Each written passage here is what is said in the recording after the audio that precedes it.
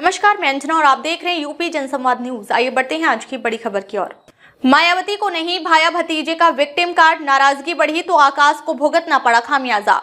उत्तर प्रदेश में बसपा में उथल पुथल मची हुई है।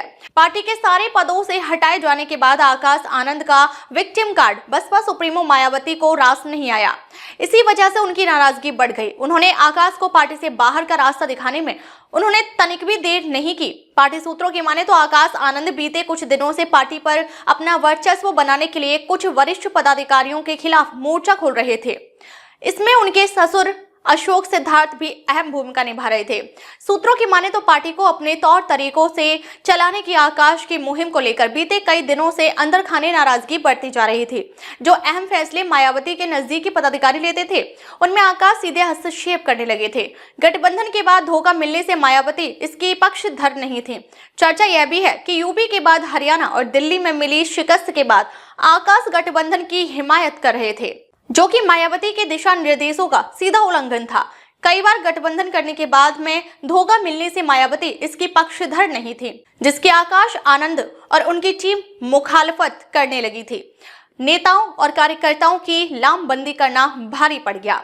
बीते दिनों आकाश द्वारा कार्यकर्ताओं को संबोधित करने के दौरान कई वरिष्ठ पदाधिकारियों के खिलाफ की गई बयानबाजी का भी बसपा सुप्रीमो ने संज्ञान लिया था। हालांकि उस वक्त उन्होंने कोई कार्रवाई नहीं की थी। आकाश और उनके ससुर अशोक सिद्धार्थ के द्वारा लगातार पार्टी नेताओं एवं कार्यकर्ताओं की लामबंदी करना भारी पड़ गया। दोनों को पार्टी से निष्कासित कर दिया गया। गलत जगह बैठे हैं। आकाश ने कार्यकर्ताओं से कहा था कि पार्टी में तमाम दिक्कतें हैं जिन्हें वे दूर करने का प्रयास कर रहे हैं। कुछ पदाधिकारियों की वजह से पार्टी को फायदा की जगह नुकसान हो रहा है। ये लोग गलत जगह बैठे हैं और काम नहीं करने देते हैं। इसे मैंने भी महसूस किया है। हम उन्हें छेड़ तो नहीं सकते हैं, लेकिन खुद को मजबूत जरूर कर सकते हैं। आसान नहीं आगे की राह। आकाश के निष्कासन के बाद अब उनकी आगे की राह आसान नहीं है।